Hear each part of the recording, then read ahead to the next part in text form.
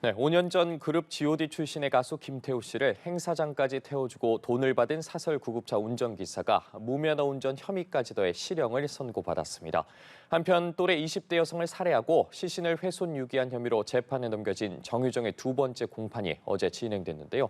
각종 사건들 양지민 변호사와 함께 짚어보겠습니다. 어서 오십시오. 안녕하세요. 네, 안녕하십니까. 먼저 이 사건부터 살펴보도록 하겠습니다. 가수 김태우 씨 2018년에 사설 구급차를 타고 행사장으로 이동을 했습니다. 이 대가로 사설 구급차 운전기사 30만 원을 받았는데 실형이 선고가 됐습니다. 맞습니다. 이 구급차를 운전한 운전기사가 비단 이제 응급하지 않은 이런 환자를 태운 것뿐만 아니라 본인이 과거에 이제 면허가 취소됐음에도 불구하고 이제 무면허 상태로 운전을 한 또 기간이 길었기 때문에 사실은 이 모든 혐의가 합쳐져서 이제 실형 선고가 된 것이고요. 소개를 해주신 것처럼 2018년에 가수 김태우 씨를 경기도에서 이제 서울로 이동을 하면서 사실은 당시에 이제 어디가 위독하다라든지 뭐 응급한 상황이 아니었음에도 불구하고 이렇게 사설 구급차를 이용해서 이제 행사장까지 이렇게 이동을 시켜줬습니다. 사례로 30만 원을 받았고요. 그런데 이 운전기사 과거에 음주운전의 전과가 있었던 사람입니다. 과거에 음주운전 5차례 적발이 된 적이 있었고요. 예. 그리고 무면허로 운전을 해서 또 3차례 처벌까지 받은 그런 전력이 있는 사람입니다. 그럼에도 불구하고 본인이 지금 면허도 없는 상태에서 이 사설 구급차를 한 8개월 정도 계속해서 좀 운전을 해왔던 것 같아요. 그러다 보니까 사실은 이렇게 무면허로 운전을 한 기간도 길었고 더불어서 뭐 건강상의 위해가 없는 그런 사람을 이렇게 행사장까지 태워다 주면서 살해금을 지급받고 죄질이 굉장히 좀 나쁘다고 본 것 같습니다. 결국에는 징역 1년 6개월에 벌금 200만 원이 선고가 된 것이고요. 이 남성 같은 경우에는 사실 과거에는 이렇게 실형 선고가 됐지 않았을지 모르겠지만 같은 범죄가 계속해서 발생을 하고 그리고 그러한 범죄가 발생된 그 기간이 굉장히 장기간에 걸쳐서 일어나게 된다면 법원은 이런 것을 굉장히 좀 안 좋게 보거든요. 그렇기 때문에 실형 선고가 될 수밖에 없었다라는 이제 생각이 들고요. 잠깐 소개를 해드리면 응급의료에 관한 법률 위반 혐의를 이제 적용을 한 것입니다. 예. 구급차 같은 경우에는 용도의 목적에 맞게 사용을 해야 되고요. 그렇기 때문에 사이렌을 울리고 이렇게 차량이 주행하게 되면 다 주변에서 이렇게 비켜주죠. 그렇기 때문에 만약에 이 용도 외에 사용을 했을 때에는 6개월 이내 업무 정지를 할 수 있고요. 또 1년 이하의 징역, 1,000만 원 이하의 벌금에 처해질 수가 있는 중한 범죄라는 것을 기억을 하셔야 되겠습니다. 예.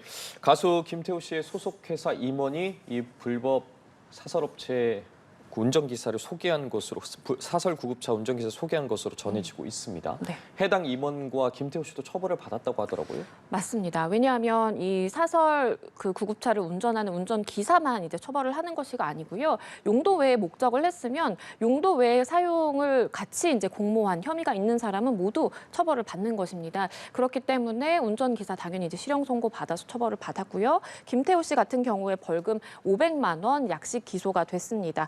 그러니까 검찰이 보기에는 어쨌든 김태우 씨와 그리고 이제 그 회사의 임원 같은 경우에 이 응급의료 그 법 위반임에는 명백한데 그런데 이제 범죄 혐의가 이제 이런 혐의를 저지른 것이 처음이고 그리고 혐의를 보자면 이제 실형 선고가 될 정도는 또 아니다 보니까 약식 기소로 간략하게 이제 절차를 마무리하겠다라고 좀 생각을 한 것으로 보이고요. 마찬가지로 김태우 씨가 받는 혐의도 이 응급의료에 관한 법률 위반 혐의입니다. 마찬가지로 용도 외에 사용을 했기 때문에 본인이 그러한 책임을 부담하게 된 것이고 이 부분에 대해서 5년 전에 사실 발생한 일이긴 하지만 김태우 씨가 변명의 여지 없는 이제 잘못을 본인이 저질렀다라고 다 인정을 했고요. 깊이 반성하고 있다라고 이야기를 했습니다. 예. 그런데 과거에도 좀 비슷하게 사설 구급차를 통할 택시로 이용한 사례가 있지 않았습니까? 맞습니다. 과거에 한 2018년에 마찬가지로 가수 2명의 이제 행사장을 이동시킨 혐의로 이제 처벌을 받은 그런 경우도 있었습니다. 왜냐하면 이제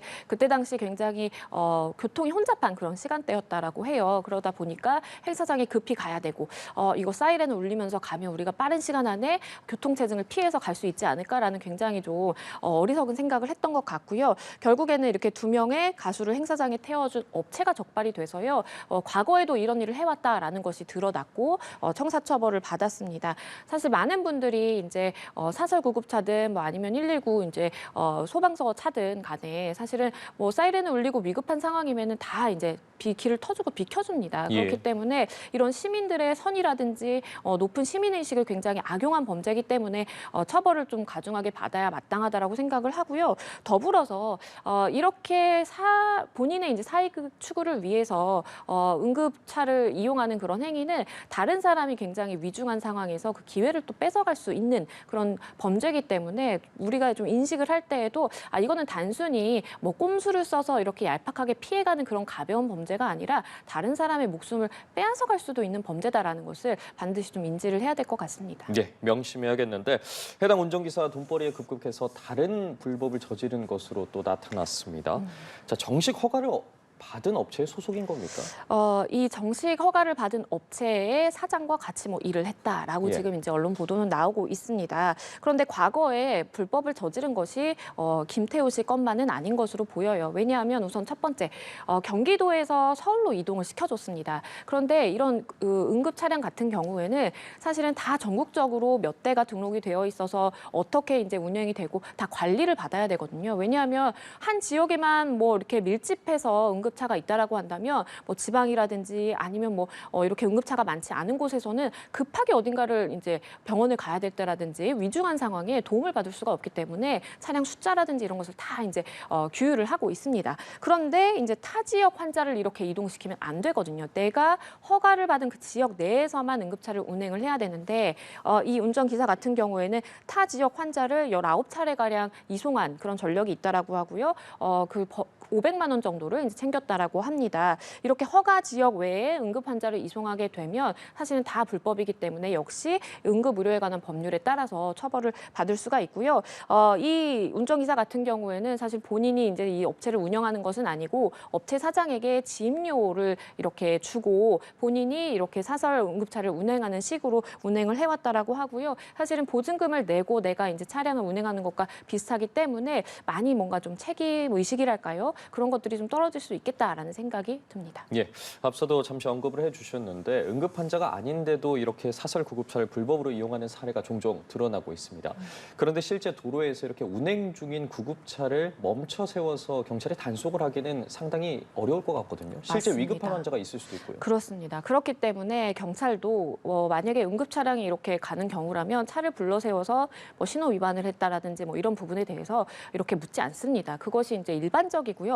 과거에 이랬던 적이 있었어요. 2017년에 구급차가 이렇게 쌩 하고 가는데 그 교통법규 위반 사항이 있는 겁니다. 그래서 경찰이 뭔가 이상하다라고 해서 차량을 불러 세우고 문을 열었는데 그 안에 60대 뇌졸중 환자가 있었던 겁니다. 굉장히 총각을 다퉈서 빨리 이제 병원에 가야 되는 그런 상황이었는데 차량 운전자도 어쩔 수 없이 경찰이 이제 불러 세우다 보니까 차량을 세웠는데 사실은 이제 뭐 그 환자의 가족분들이라든지 이런 굉장히 위급한 상황임을 아는 사람들에게는 이해할 수 없는 일이기도 하잖아요. 그렇기 때문에 사실 그때 좀 이거는 옳다 그르다라는 말들이 많았고요. 이런 것들을 경찰도 다 인지를 하고 있기 때문에 응급 차량이 사이렌을 울리고 가는 상황에서 불러 세우기는 굉장히 쉽지 않습니다. 그렇기 때문에 나오는 이야기가 이게 내부적으로 뭔가 신고라든지 이런 것이 없으면 사실상 이렇게 불법적으로 운행하는 사설 구급차에 대해서 적발을 하기는 현실적으로 굉장히 어렵다라고 이야기를 하고요. 경찰도 이렇게 단속을 하기 쉽지 않다 보니까 사실 뭐 내부 고발이라든지 뭐 이런 것이 있으면 사실은 처벌을 하기가 쉬운데 내부 고발자가 또 생기기도 힘든 것이 다 본인의 이제 경제적인 이익이라든지 어떠한 모종의 목적을 가지고 본인이 가담을 해야 또 이렇게 내부 고발을 할 수 있는 것이고 만약에 예. 그렇게 되면 본인도 같이 책임을 지거나 처벌을 받을 수 있는 상황이 되기 때문에 현실적으로 신고가 또 많이 이어지기도 힘든 그런 현실적인 한계가 있습니다. 예, 관련해서 좀 대책을 함께 고민을 해봐야 될 것 같은데 다음으로 또래 여성 살해하고 시신을 유기한 정유정 사건 좀 좀 살펴보도록 하겠습니다. 어제 두 번째 공판이 있었는데 네. 살해 동기를 묻는 재판부 질문에 정유정 같이 죽고 싶어서라고 대답을 했더라고요. 맞습니다. 정유정 같은 경우에는 지금 두 번째 공판이고요. 본인이 이제 공판 준비기일에 참석을 할 정도로 굉장히 좀 본인 재판에 관심이 좀 많은 것 같습니다. 살인, 사체, 손괴, 절도 등의 이제 혐의를 받고 있고요. 언급을 해주신 것처럼 오늘 새로운 좀 진술이 나왔습니다.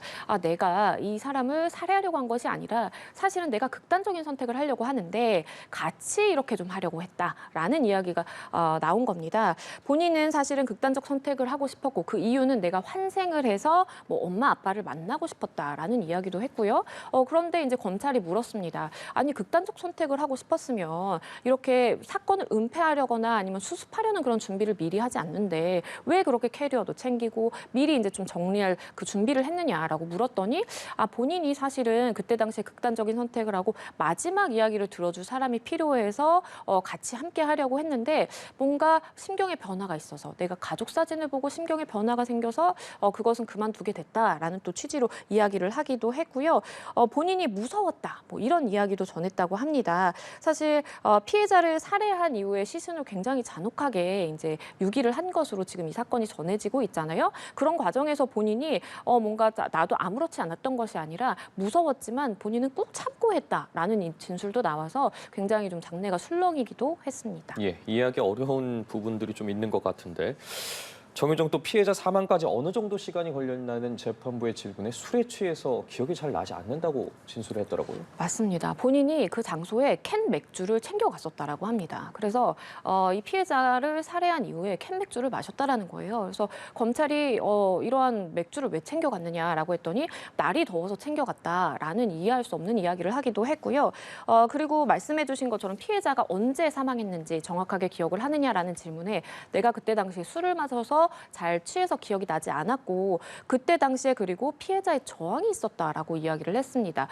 피해자가 본인을 이제 이렇게 밀치거나 아니면 이렇게 할퀴기도 했다라는 이야기를 하기도 했는데요. 검찰은 이 진술에 대해서 거짓이다라고 이야기를 했습니다. 예. 왜냐하면 피해자의 이렇게 뭐 손톱 밑이라든지 이런 신체 부위를 이렇게 DNA 검사를 해봤을 때 정유정의 DNA가 전혀 나오지 않았다라는 겁니다. 그렇기 때문에 저항할 기회도 없이 사실은 살해를 당했다라고 보는 것이 맞다라고 이제 검찰이 이야기를 했고요. 본인의 안경이 날아가서 그때 상황을 정확하게 볼 수 없었다라는 진술도 하기는 했지만 검찰은 정유정이 명백하게 거짓말을 이야기를 하고 있다라고 판단했습니다. 예, 검찰이 또 어제 공판에서 이 정유정이 피해자에게 책임을 전가해 왔다고 질의를 했습니다. 피해자에 대한 미안함과 좀 반성이 전혀 없다는 점을 강조하기 위해서 그랬을 가능성이 높아 보이거든요. 맞습니다. 조사를 받는 내내 피해자가 나를 욕해서 내가 그런 일을 할 수밖에 없었다. 뭐 이런 식으로 진술을 많이 했다라고요. 그러니까 본인의 행동이 잘못했다라는 것이 먼저이고 그 당시의 상황을 진술하는 것이 아니고 피해자가 어떤 행동을 했기 때문에 내가 그거에 대한 반응으로 이런 행동을 한 것이다라는 취지로 계속 진술을 이어가다 보니까 수사기관에서는 전혀 본인의 행동이 잘못했다라든지 아니면 반성을 하고 있다라든지 이런 생각이 없구나라고 좀 판단을 하고 있는 것으로 보이고요. 검찰이 이런 이야기도 했습니다. 정유정의 아버지와 통화를 하는 과정에서 어떻게 해서든지 최대한 길게 반성문을 써야 하고 억지로라도 써야 된다. 뭐 이런 이야기가 오갔다라고 해요. 예. 그런 정황을 보면 사실 반성하고 있다라고 본인은 이제 이야기를 하더라도 이것이 정말 그 사람의 진위인가라는 것을 좀 생각을 해보면 본인의 형량을 조금이라도 좀 유리하게 받기 위해서 이러한 진술을 하고 있는 것 아닌가라고 검찰은 보고 있고요. 정유정이 이런 이야기도 했습니다.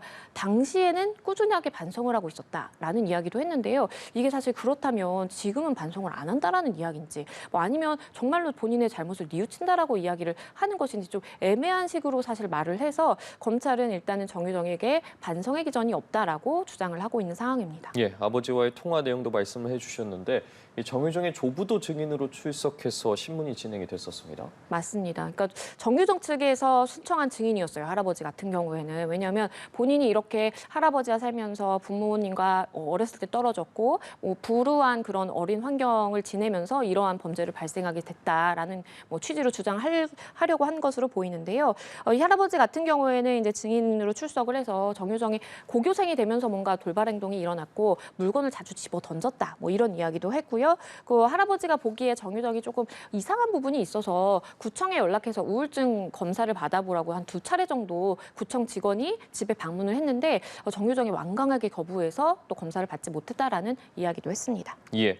자, 이 사건도 짧게 짚어보겠습니다. 지난 13일이었죠. 이 전북 군산의 시외버스 터미널에서 70대 승객이 버스의 지연 출발에 대해서 항의를 하자 오히려 이 버스 기사가 승객의 목을 조르는 사건이 발생했습니다. 당시 현장에 있던 목격자들의 증언에 따르면 오히려 버스 기사가 적반하장의 태도를 보였다고 하더라고요. 맞습니다. 이게 사실 그날 13일 오전이었는데요. 10시 5분에 버스가 출발하기로 예정이 되어 있었다라고 해요. 그런데 이제 뭔가 버스에 문제가 생겨서라든지 아니면 어떤 뭐 승객이 다 안 탔다라든지 이런 문제가 아니고 버스 기사가 바깥에 나가서 동료들과 잡담을 하고 있었다라고 합니다. 이야기를 나누고 있는 모습을 승객들이 보니까 빨리 출발을 해야 되는데 왜 출발을 안 할까 해서 이제 창구에 가서 이야기를 했다라고 하고요.